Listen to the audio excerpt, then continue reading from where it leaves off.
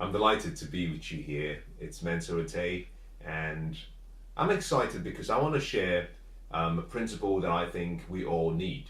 The principle I'm going to be talking about today is how you can increase your income, how you can earn more, how you can increase your value primarily, and in the process increase your income. You see, life expects each and every one of us to become the best that we can be. And so whatever desire you have for increase should be something that you get to celebrate. I think that it's the greatness, is that unlimited potentiality in you seeking fuller expression. That is a natural state. That is very natural, and it's something you should embrace. If you want to increase your income, you have to start by asking yourself some questions. You see, you've got to understand how life works. Now, there are two ways of explaining life. One is through science and the other through theology. Depending on what side you fall onto, you might have a different way of viewing life. But I believe personally that life is governed by principles and laws, and that the principles and laws are infallible, but the principles and laws, if obeyed, will guarantee a desired outcome. And if you go to science, science will tell you that there is something called a law, and that law says that for every action, that there is an equal and opposite reaction. Makes sense. On the other hand, if you move over to the theologians, they would say to you that what you sow, you will reap. Again, kind of makes sense. And that leaves us with, perhaps by combining both, you're left with the understanding that to get more, you have to give more. And I think it's important you understand that. And if you're taking notes, that's the first thing I want you to write down. To get more, you have to give more. You see, the purpose for work is not to make money. The purpose for work is to serve. The purpose for work is for you to go and express that greatness in you, where your gifts, your skills, your talents, your abilities can be put to use, and it can be magnified in such a way that you add value and serve people with that gift you have. Now, money is a reward. That's something you get as a reward for the work you do. And the level of compensation you get is always based on the level of service and value you create. So if your focus is on increasing your income, I'd like you to change that. I'd like you to focus instead on how you can serve more. Now, that might not sound really sexy to you because you're probably thinking about ways of just getting, but you see, one of the laws of life is a principle and a law called the law of receiving. The law of receiving simply says that you have to give before you can receive. But vice versa, it also says that you need to have received something for you to be able to give. So, in this case, let's put both sides of the equation together and see how that applies to your life.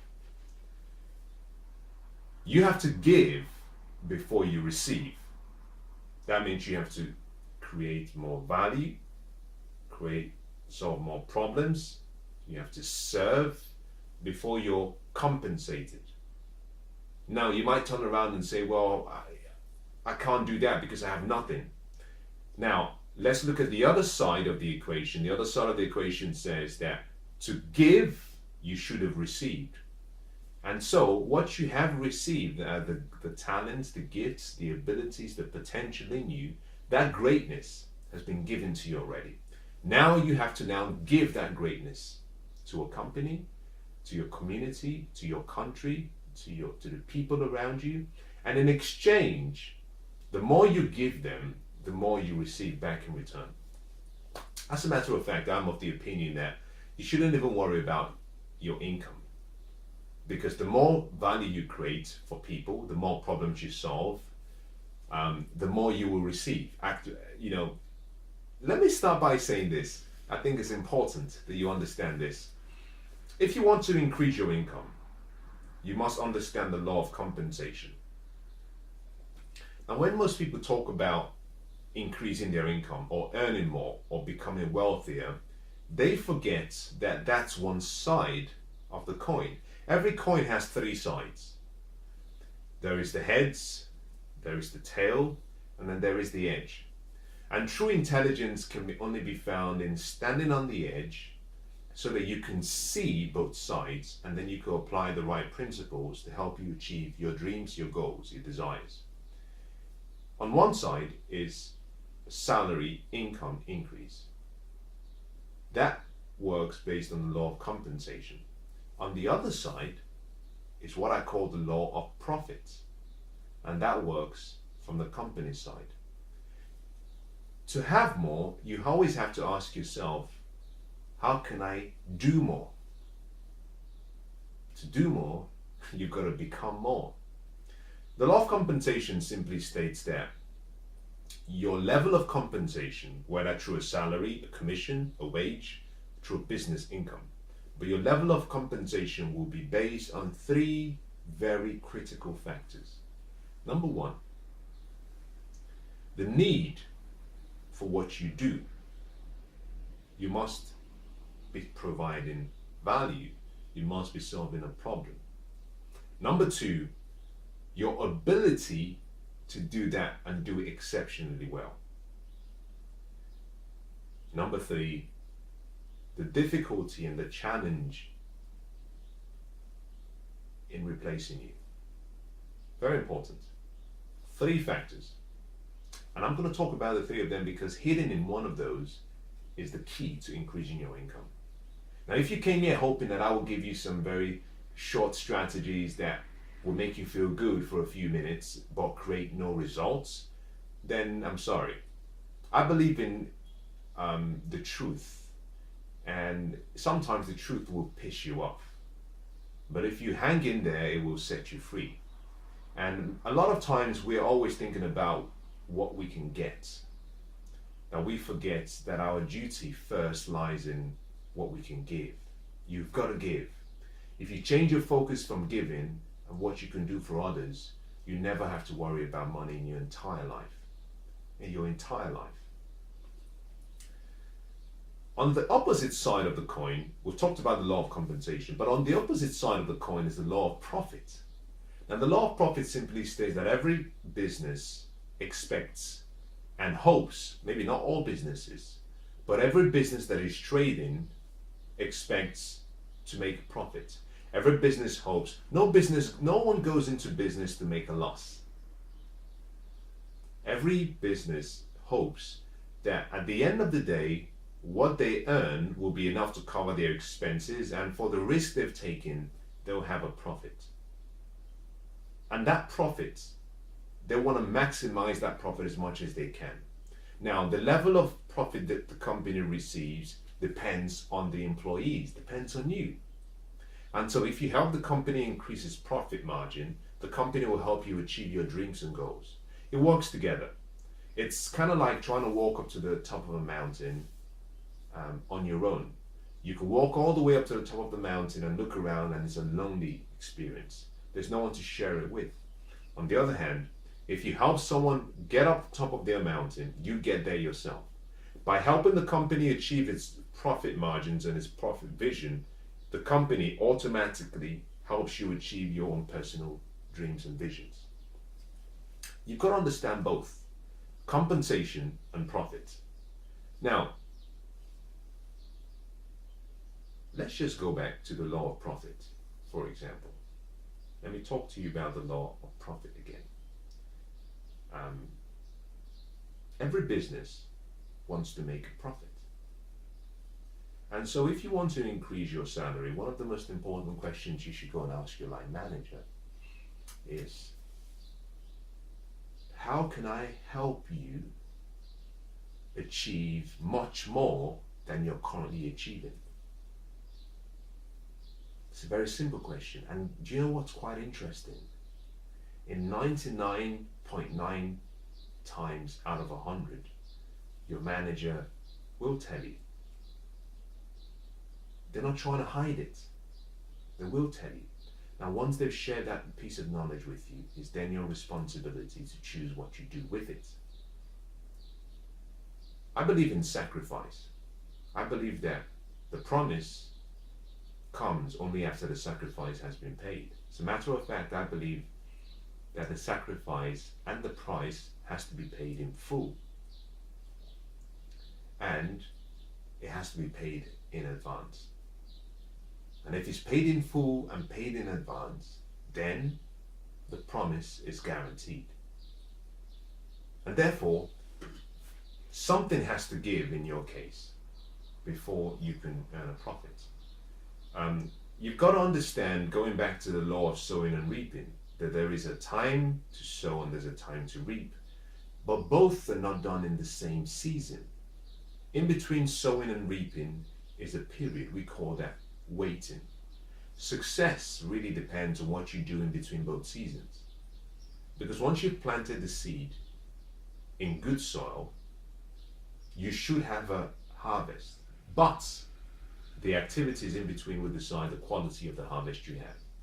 So I believe in sacrifice and doing much more than you're paid for. And if you do that diligently, then your compensation would always exceed what you were expecting. Now, on the other side, which is the law of compensation, we talked about that your level of compensation would always be based on the need for what you do. Now, if you're in a job, that automatically means that what you do in that job is important. Otherwise, that role would not be there. But you must ask yourself a deeper and stronger question. How important is my role? How important am I? Yes, you are important as an individual, but to a company, the role you provide, the functions you create, what you do, is that critical to the business's success? If the answer is yes, then it means you're in a good place. If the answer is no, then your responsibility is to find a way to make yourself more valuable. Because people that are not very valuable are not really compensated at the highest level. Your compensation will seldom exceed the level of problems you solve and the value you create. You've got to understand that. Now think about this. You can solve a lot of problems for a company, but the value you create in the process is not much. Some of the hardest working people in the world are the poorest paid. And part of the reason is because although they work hard, the problems they solve produce and create very little value for the people they do it for. And one of the most important decisions you must make is to say, I will become a person of value. And so you might have to migrate from where you are to another position in the company whereby you have a stronger level of value. Now, the fact you have a job means that what you do has some value. So that helps establish the first part of the law of compensation. Now the second part is your ability to do it well. How good are you at what you do? I love what Martin Luther King said. He said, if you're called to be a street sweeper, sweep the streets so beautifully well that all of the host of heavens will look down in awe at the job you've just done. Now, I paraphrase that quote, but the point of that he was simply saying is, it doesn't matter what you do, it doesn't matter what you're asked to do it with the best of your ability, do it to the best of your capability, do it with excellence, do it with mastery, do it to the best, whatever you do. I love what Michelangelo said. He said that if people knew how hard he worked, that they wouldn't be very surprised about his level of mastery. You see, we awe at Michelangelo and the level of achievement that is associated with his legacy and his name. But he was simply trying to say, I put in so much work, you didn't get to see the long hours in the middle of the night, and you didn't get to see the difficult days. What you saw was the finished product. But if you knew how much I labored to get that finished product, then you wouldn't be surprised about my mastery. You would simply say, oh, it's normal. And this is important. His focus was always about excellence, and you have to have an attitude of excellence. And so to get more from your job, to get paid more, you've got to become the best in what you do. Think about this. In your company, amongst your customers, amongst your clients, when they think about the product you make, when they think about the service you render, when they think about the job description that you do, what you do on a daily basis, when they think about what needs to be done, do they think about you? Is your name the first name that comes up if someone says we have a new job, or we have a need for someone to manage and support a particular client? Is your name the first? If the answer is no, that should be your focus. Get your name up to number one, because the people in number one are the people who the company recognizes as ambassadors to what they do. And if you can push yourself up to that position, automatically you don't have to worry about your income. Your income will chase after you. Now, so doing it excellently, doing the job so beautifully, is important. And if you do that well, then the third part of the law of compensation is no longer required, because the third part of the law of compensation says that the difficulty in replacing you will be a deciding factor on how much you get compensated. If you do such a great job, if you do it excellently, if you do it through mastery, most companies love great people. It would be impossible for them to replace you. Now, if you don't do a job well, then the company has the right to say, because we're not getting the best value from you, and because we have to make a profit, then would it be cheaper for us to get rid of you and get someone else in who is more enthusiastic and passionate about the job? We pay them less than what we pay you. We make a profit. The job gets done. Everybody's happy. You see, that's where the law of profit comes in. What you do is important, but if the company can do it for less, get the work done to the same level of quality and even better, make an extra profit, then the company is probably thinking, I'm not going to pay him an extra salary. He or she can go if they want. We'll find someone else. So understand something, that the key to getting a salary increase lies in you becoming a person of excellence. You become the best that you can be. And the foundation to becoming a person of excellence does not lie in doing your job well. It lies in who you become. You have to work more on yourself than you do on the job.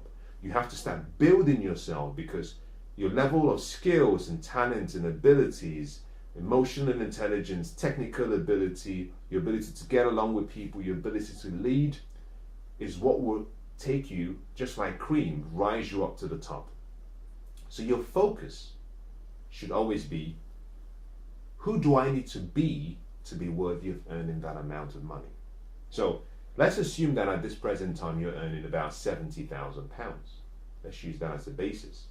Let's assume you want to earn £100,000. The question you should ask yourself is, who would I need to be? What would I need to do? Or what would I be doing if I was earning £100,000? Now, with that information, you must start to behave and live and act and work like that person who is earning £100,000 before you start earning that amount. By behaving and trying to become that person, automatically you attract yourself into that line of responsibility, and with time, remember this, I talked about sowing, wait, reaping. With time, your compensation will rise to the same level of your efforts. It's really that simple. If you want to increase your salary by 10%, again, it means you have to outperform the next level of responsibility by 10%. If you want 25%, again, outperform by 25%. The next, not your current level of activity, because your current level of activity has earned you what you have now. And in most cases, most companies are expecting more. So you have to exceed expectations and go beyond. If you want to increase your salary by 100%, the same principle applies. But you have to give something in exchange for what you want. And I believe if you can hold on to this concept and you can take it to heart and you can start working in the direction of your dreams and goals, I genuinely believe that you can achieve any financial goal you set for yourself. But more importantly, that you will be happy in the process, because now you'll be developing into the full potential that you have within you.